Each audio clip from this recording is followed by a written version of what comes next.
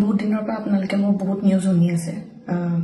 বহুত অপপ্ৰচাৰ মানে যে ইনি যে পাই যে ইনি যে কানেক্ট তাৰ 10% সঁচা নহয় আৰু মই ইমান দিনে একো মাত মাতিব পৰা নাই কাৰণ ইমান হেৰেছমেণ্ট ইমান মেণ্টেল হেৰেছমেণ্ট যোনটো কেতিয়াও মই ভাবাই নাছিলো হ'ব বুলি সেইখিনি মই পাৰ কৰিব লগা হৈছে মেণ্টেলি প্ৰস্তুত নাছিলো কোনো ধৰণৰ কথা ক'বলৈ বা কিবা ষ্টেটমেণ্ট দিবলৈ সেইটো কাৰণে 7 দিন মই যেনে কটালো কিন্তু এতিয়া জোখতকৈ বহুত বেছি অপপ্ৰচাৰ চলিছে বহুত ধৰণে মোক সাঙুৰ খুৱাইছে বিভিন্ন ক্ষেত্ৰত ন্যায়ালয়ে মোক দুখী কৰা আগতে নিউজ মিডিয়াই মোক দুখী কৰি মোক এতিয়ালৈকে ফাঁচি দিছে মোক অলৰেডি মই দুখী বুলি কথা কৈছে আৰু বহুত ধৰণৰ নিউজ বিভিন্ন ধৰণৰ নিউজ য'ত মোৰ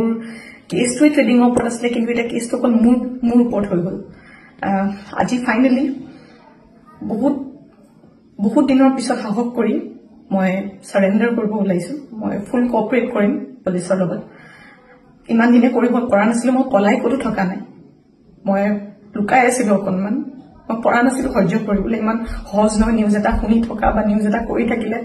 যি মন যায় তাকে কৈ আছে কোনো ধৰণৰ তথ্য নোহোৱাকে কথা কৈ আছে মই ভাবিছিলো ইমানখিনি কেতিয়াও নিউজ মিডিয়াই নকৰে ইমান তথ্য নথকাকে ইমান নিউজ নবজায় কিন্তু আজি নিউজৰ মিডিয়াৰ ফলত মই আজি দুখী গোটেই মানুহৰ আগত মোৰ মান সন্মান মোৰ মা দেউতা মোৰ পৰিয়ালৰ গোটেইবোৰ উলংঘ হৈছে আৰু এতিয়া আৰু ধৈৰ্য ধৰিব পৰা নাই চবৰে এটা সীমা থাকে সেইটো কাৰণে আজি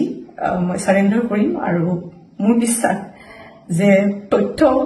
চাই ন্যায়ালয়ে ডিচিশন ল'ব আৰু মিডিয়াৰ নিউজ চাই নহয় সো আজি মই সাৰেণ্ডাৰ কৰিম আৰু মই ফুল কোঅপাৰেট কৰিম পুলিচৰ লগত আৰু মোৰ বিশ্বাস যে যদি মই সত্য হয় মোৰ কোনো ধৰণৰ শাস্তি নহয়